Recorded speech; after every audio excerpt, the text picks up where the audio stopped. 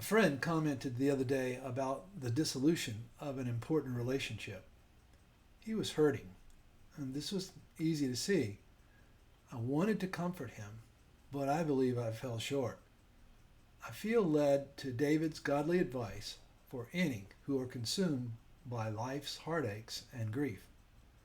My name is Dave Hughes, and this is Glory Bound Ministry.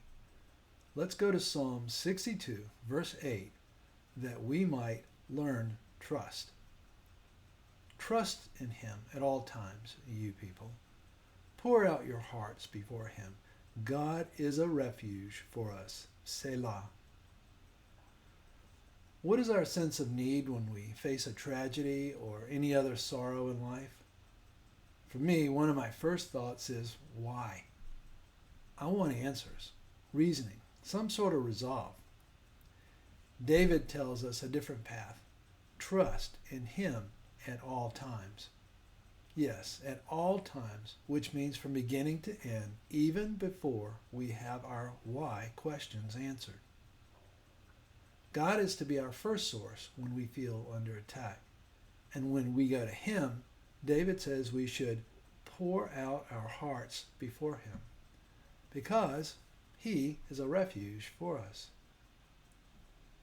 God can handle our adversity, my friends.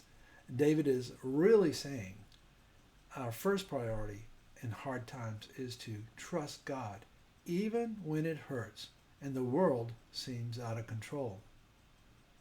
As a believer, we seek to be more like Jesus.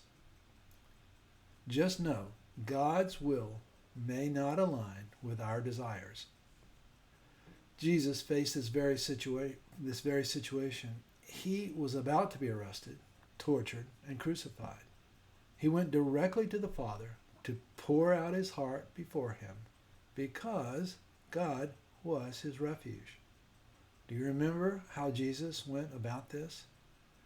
In Matthew 26:39, and he went a little beyond them, his disciples, and fell on his face and prayed, saying, My Father, if it is possible, let this cup pass from me, yet not as I will, but as you will. Jesus knew what we're trying to learn. God is sovereign and in control of all things, that his will and his honor might be upheld. How did Paul weigh in on this difficult topic? 2 Corinthians 12:9 says, And he has said to me, My grace is sufficient for you, for power is perfected in weakness. Most gladly, therefore, I will rather boast about my weaknesses, so that the power of Christ may dwell in me. May it be so for each of us that we might learn this lesson through David, Paul, and of course, Jesus Christ. Amen to you this day. Be blessed.